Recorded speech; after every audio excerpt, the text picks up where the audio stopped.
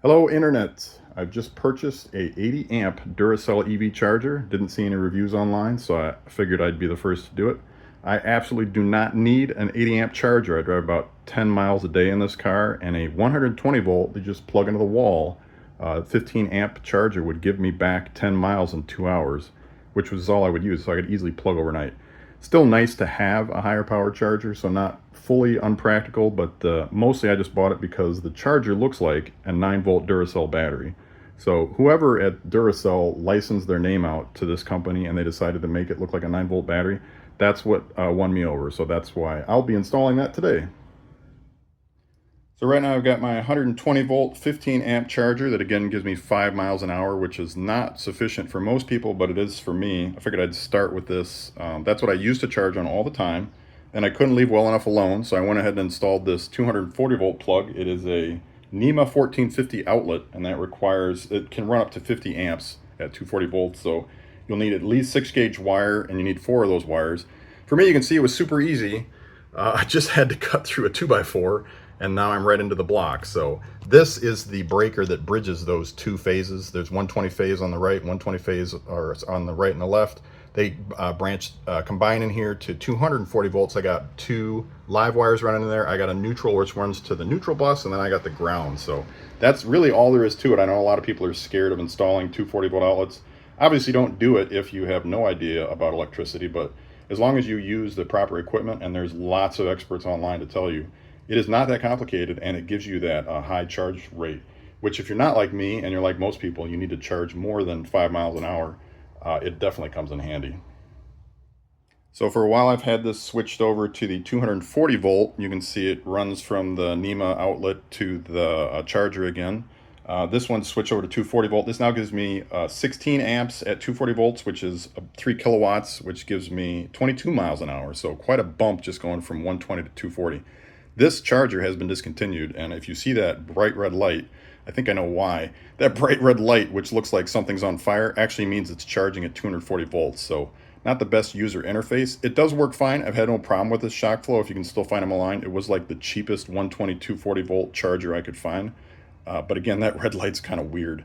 And I don't know if you can hear it, my car gets kind of excited over time. It's going to keep making clicking noises. It's not just because the key's in my pocket. It's because I'm about to put that 80 amp Duracell charger online. So let's get that thing unboxed. It is clearly the Duracell Power Center Charge 1, in case you didn't know. If some porch pirates want to take it, they are set. You got the wall mount instructions plus wall mount hardware, styrofoam, Charge 1 manual. This is the cord. Yep, charge cord. Quite a lot of charge cord here. I'll go ahead and throw this over to the side because it looks like, yes, another giant piece of styrofoam. Probably a good idea to keep it from getting damaged. So that's 2 styrofoams manual. And the mother of all, yes, exactly as I was hoping. Giant 9-volt battery.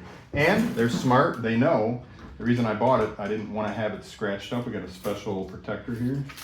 Keep that 9-volt looking good throughout shipping. Look at this. Worth it. And I know this giant LED is going to light up right here.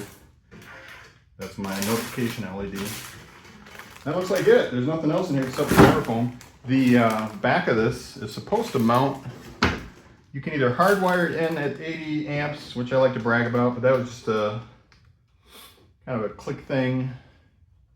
I don't know where the input's going to be from. It'll be interesting to find. On the install, we'll get to that, but I'm only going to do 50 amp because I'm going to plug it into my NEMA outlet that I have. I'm not going to do the hardwired 80 amp because I don't even need that much. 50 amps plenty, so it looks very beautiful. Let's get to the install. So first we have the screw on the very bottom of the charger. You take that out, and then the fancy 9-volt looking cover comes right off.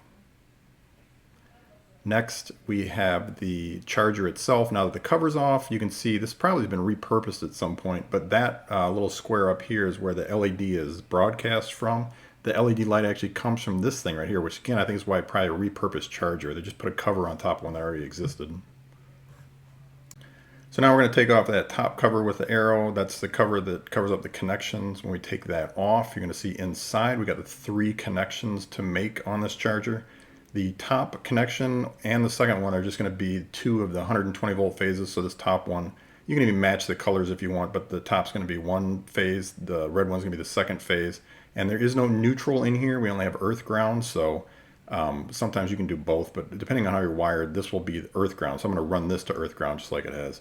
There is no plug included in this. There is no 6 gauge wire included in this. You got to buy all that yourself, which makes sense. They're not going to really make a lot of money giving away free cabling and stuff. So I'm going to put a plug in this because I don't want to hardwire it. I want to be able to take it out if I want to. So I'm going to grab one of those pre-made plugs, 50 amp rated, that I can plug into here, and I'll show you how to set that up. So here I've got that plug, 50 amp rated. I ran it up inside the case, and then of course I ran one of the phases to the black, just match the colors for fun. Another phase to the red. And then we also got earth ground here.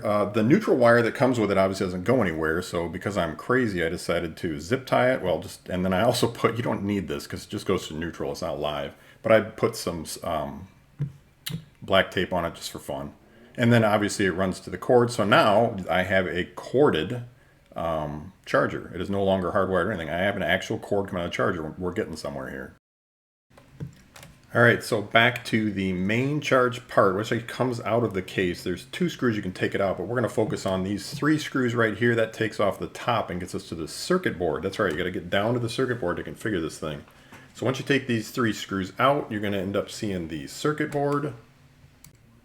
And now you can see in the circuit board, there is going to be this one dial right here. It's got 9 positions, and each position's marked. If we zoom in a little bit here, the position I want is 6. That's going to be 40 amp limit, 50 amp rated. This prevents the charger from pulling too much charge from the circuit. And in my case, I don't want to go over 50. You can go up to 80 if you have a higher one, obviously. But in my situation, since I only have a corded one, I want to go above 50, and I don't honestly need more than that anyway. So I'm sticking with 50 on mine. This is the one setting that you absolutely have to do inside here. So you do got to strip the whole thing down to the circuit board just to set this thing up. So this next section is completely optional. This is in case you want wired Ethernet for your connection. You can also do wireless, which is pretty straightforward. And then they also have a cell modem connection. You can actually stick a SIM in here if you want to connect to a cell modem, I guess, if you're out in the middle of nowhere. Me, I just want wired Ethernet. Unfortunately, it's still a pain in the butt because I want to make this whole thing watertight. I don't need it, but I went ahead and did it anyway. You put this little rubber thing over the Ethernet cable. That is the water tightness part. And then you have to jam that whole thing into this little octopus. It's not fun or pleasant, but it does work. You just got to keep at it. Finally, it does connect and screw on, and that makes that watertight connection that I don't need, but most people probably do, so good to have. Anyway, that's how you have Ethernet connection on this thing if you want to have an Ethernet wired connection. Otherwise, like I said, wireless is probably your easier option. Next, they don't show this in the manual, at least nowhere that I could find, but there is a button cell spot on the circuit board. And anytime I see a button cell, you better believe I want to fill it up with a button battery, and we're going to use the absolute best possible. It's going to be the Amazon Basic CR2032. This should back up the settings if you lose power or anything like that. Best to have it in there since they already have the spot. I'm assuming, but I don't know for sure, that this is going to back up your settings. So again, since you're in the circuit board doing all this stuff, you might as well just throw a battery in there and not have to worry if the power goes out. So after you put the circuit board cover back on and then mount this back into the case, before you do that, you want to mount the case on the wall, which I did. They have a template and everything that comes. It's actually pretty straightforward. But you mount the case, and then you screw this back into the case, and then on top of that case goes the only thing that I bought this for, the Duracell 9-volt battery-looking cover, which is, if you want to save some money, you might as well just buy the cover. I'm sure you can get it for 20 bucks. Slap that cover on top of whatever charger you got, and done. It'll even broadcast out that LED light pretty good. You can see from the previous picture it had kind of a plate that would pull off the LED light, so who knows how well that worked. Anyway, now that I have it installed, you can see I ran the cable all the way to the plug, and I also ran that Ethernet cable along with it, just so those are both going off to the left, and then down below is the one that goes to the car. I had some extra slack that I had, so I wrapped that around a little hook I had, and then over here you can see where I actually keep the thing is because I back my car in, so I'll plug it in from there. All works out pretty well. So let's give this thing a go and see if it actually charges my car. Alright, I got it installed. I had to move my life coach a little bit. He was in the way, but I got that up where I can see it, which is the goal. Got to see that beautiful 9-volt Duracell. Everything's plugged in. I'm limited to 50 amps because that's the only wiring I got right now is 50 amp capable. I turned that little dial in there that I showed you. And I also on the web page actually went on and verified that it's 50 amps. So let's plug this in and see what happens. Should hear it. Yep, relay click and charging. So we're up and charging. There it flipped over and we got the little flashing green light. You can barely see that LED. I might have to crank that up. That's another setting and change in the website. But I'm happy. I'm only 50 amps. I'm not the full 80. I didn't hardwire it.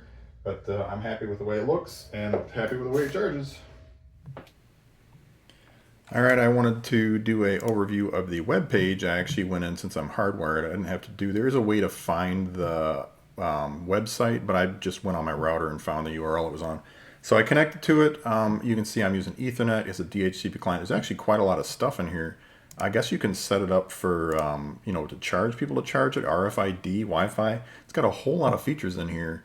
The LTE modem, I don't use any of this stuff. You can see I'm set to 50. I think somewhere in here it actually does say, and then of course I have to have maximum LED intensity because that's key to my purchase for me.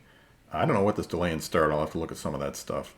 Information, when we flip over to this one, I cannot find anywhere to update the firmware. This web page is actually kind of janky. I assume they have something newer. There's nowhere to update the firmware. I guess it'll do it automatically. I'll let it run for a while. I'll update if I do get a firmware update, but I don't see anywhere to do it.